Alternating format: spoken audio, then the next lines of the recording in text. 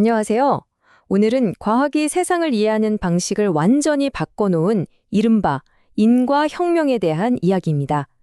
주디아 펄의 주기적인 연구를 바탕으로 그 핵심을 같이 한번 파헤쳐 보겠습니다. 아마 귀에 못이 박히도록 들어보셨을 겁니다. 데이터 좀 다뤄봤다 하시는 분들이라면 특히 더 그렇죠.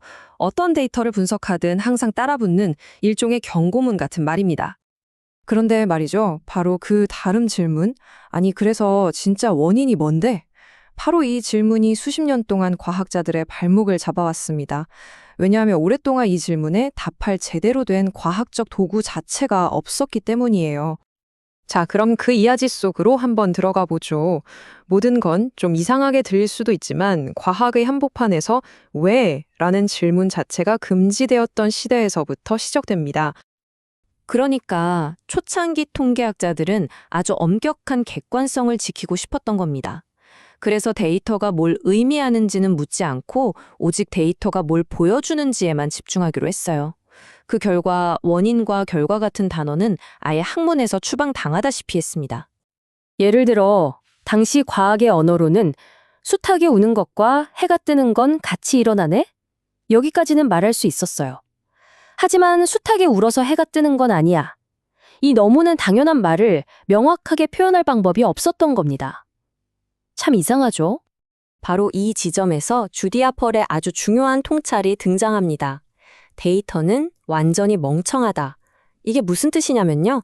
데이터 그 자체만으로는 절대로 왜 그런 일이 일어나는지 우리에게 말해줄 수 없다는 겁니다. 자, 그럼 이 꽉 막힌 금지의 시대를 과학은 어떻게 뚫고 나왔을까요? 바로 조용했지만 정말 강력했던 인과혁명 덕분이었습니다. 이 혁명이 우리에게 준 가장 큰 선물은 바로 새로운 언어였어요. 그 시작이 바로 이 인과 다이어그램입니다. 뭐 복잡해 보일 수 있지만 사실은 아주 간단해요. 세상이 어떻게 돌아가는지에 대한 우리의 생각, 예를 들어 A가 B의 원인일 거야 같은 가정을 간단한 지도로 그리는 거라고 보시면 됩니다. 이게 왜 그렇게 중요하냐면요. 여기서 과학의 주도권이 바뀌기 때문입니다. 그동안은 데이터가 전부인 것처럼 여겨졌잖아요. 하지만 이젠 아니에요. 데이터를 들여다보기도 전에 세상을 이해하는 우리 인간의 지식과 가정을 먼저 명확하게 밝히는 거죠. 다시 말해 멍청한 데이터가 아니라 똑똑한 인간의 지성이 운전대를 잡게 된 겁니다. 좋아요. 그럼 이 새로운 언어를 손에 쥐었으니 이걸로 뭘 할 수 있는지 봐야겠죠? 인과 추론에서 가장 중요한 개념으로 넘어가 보겠습니다. 바로 보는 것과 하는 것의 근본적인 차이입니다. 예를 한번 들어볼게요. 기압계가 뚝 떨어지는 걸 보는 건 곧 폭풍이 오겠구나 하는 강력한 신호가 되죠. 그쵸? 하지만 우리가 일부러 기압계 바늘을 손으로 꾹 눌러서 떨어뜨리는 행동, 즉 하는 건 어떨까요? 당연히 날씨에 아무런 영향도 주지 못합니다. 바로 이 차이가 모든 것의 핵심입니다. 왼쪽의 관찰은요, 그냥 환자가 어떤 약을 먹는 걸 지켜보는 거예요. 이건 상관관계의 영역이죠.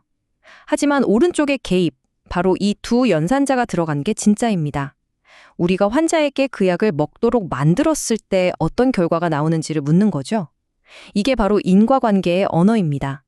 보는 것과 하는 것, 이 둘을 구분하는 순간 새로운 세상이 열리는 겁니다. 자, 이렇게 보는 것과 하는 것의 차이를 명확히 이해했다면 우리는 이제 훨씬 더 높은 차원의 질문을 던질 준비가 된 겁니다. 펄이 말하는 인과관계의 사다리로 한번 올라가 보죠. 이 그림이 바로 그 새로운 과학을 움직이는 추론 엔진의 개념도입니다. 좀 복잡해 보일 수도 있지만 딱 한 가지만 기억하시면 돼요. 보세요. 제일 위에 우리의 인과 모델, 즉 세상에 대한 우리의 지식과 가정이 먼저 있죠. 이게 데이터를 만나기 전에 우리가 어떤 질문을 던질지, 그 결과를 어떻게 해석할지를 결정하는 일종의 가이드 역할을 하는 겁니다. 펄은 이 사다리가 3개의 계단으로 이루어져 있다고 설명합니다. 첫 번째 계단은 가장 낮은 단계 연관입니다. 그냥 보는 것의 단계죠. 광고비랑 매출이 같이 오르네? 정도를 아는 수준이에요. 자, 여기서 한 단계 올라가면 개입이 나옵니다. 하는 것의 단계죠. 만약에 광고 예산을 2배로 늘리면 어떻게 될까? 하고 행동의 결과를 예측하는 겁니다. 그리고 마침내 가장 높은 세 번째 계단, 바로 반사실입니다.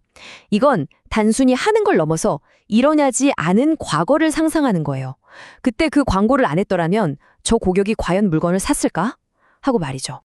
우리가 진짜 궁금해하는 왜? 라는 질문에 답하려면 반드시 이 세 번째 계단에 올라서야만 합니다.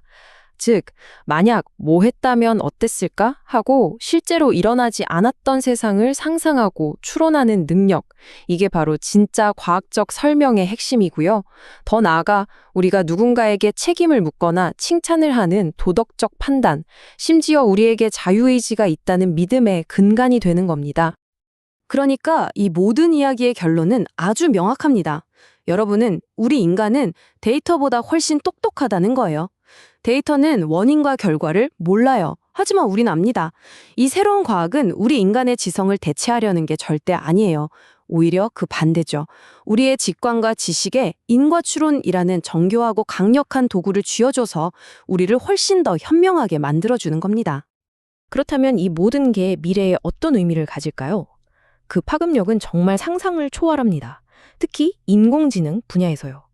지금까지의 AI가 패턴을 찾는 데 그쳤다면 이제는 우리처럼 왜? 라고 질문하고 세상의 인과관계를 이해해서 우리와 함께 진짜 문제를 해결하는 그런 강력한 AI의 등장을 가능하게 할 결정적인 열쇠가 바로 여기에 있습니다. 오늘 제가 소개해드린 이 이야기에 흥미를 느끼셨고 이거 정말 더 깊게 파고들어 보고 싶다 하는 생각이 드셨다면 이 모든 혁명의 시작과 끝을 담고 있는 주디어 펄의 명저 The Book of Why를 꼭 한번 읽어보시기를 강력하게 추천합니다.